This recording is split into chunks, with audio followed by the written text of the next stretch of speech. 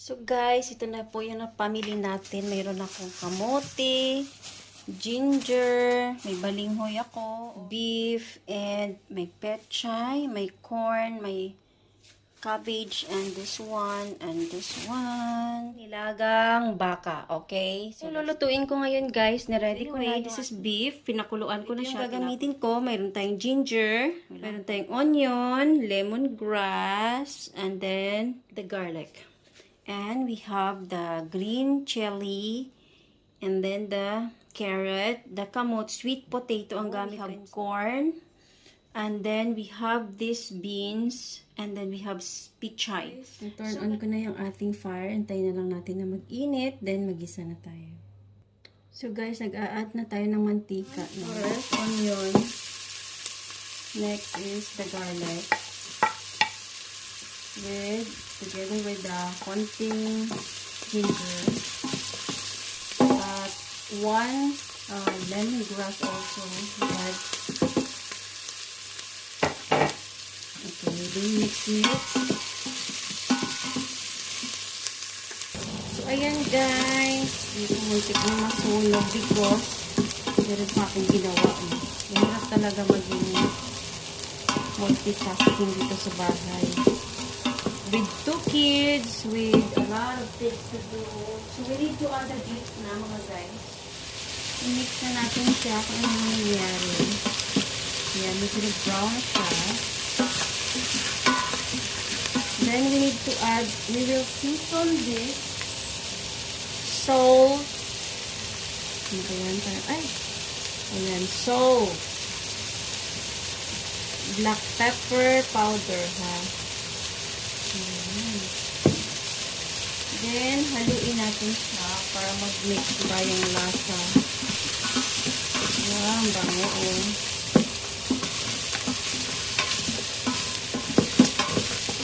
And then, after this,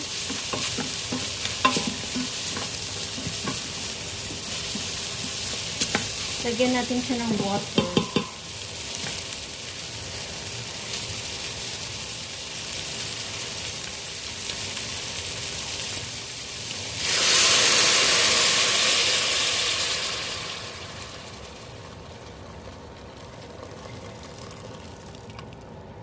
Then we need to cover this.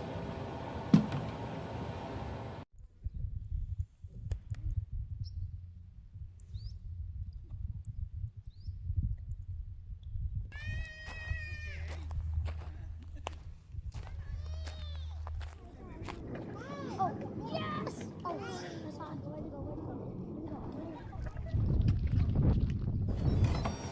So, ito na. Ayan na. Check natin kung malambot na. Ayan. Continue lang tayo. Corn. This time, ilagay ko na yung kamote. This is sweet potato. Wow, sarap na oh. So, i-add ko na siguro natin. No? Para hindi siya masyadong malanta. Kasi, pag malanta, ayan. And cover natin siya ulit. Add the beans. Ayan. Then, ihalo na natin kasi baka malanta yung carrot. So, more vegetables, no? Wala nakita yung karne, oh. Nasa ilalim yung karne. Ayan. Pwede ko na itong tanggalin. Ayan, look at that.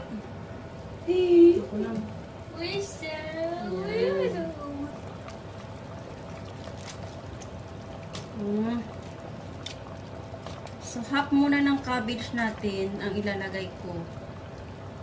Kasi masikip na. Plus, ang pechay. Ayan. More vegetables. Look, hindi na mahahalo it-pitch. Oh, ayan. Oh, sarap-sarap naman nito. Ayan. So, mag-add lang ako ng konting salt and pepper. Then, okay na to. Salt, Not much. Dapat pala fish sauce ang nilagay ko para masarap.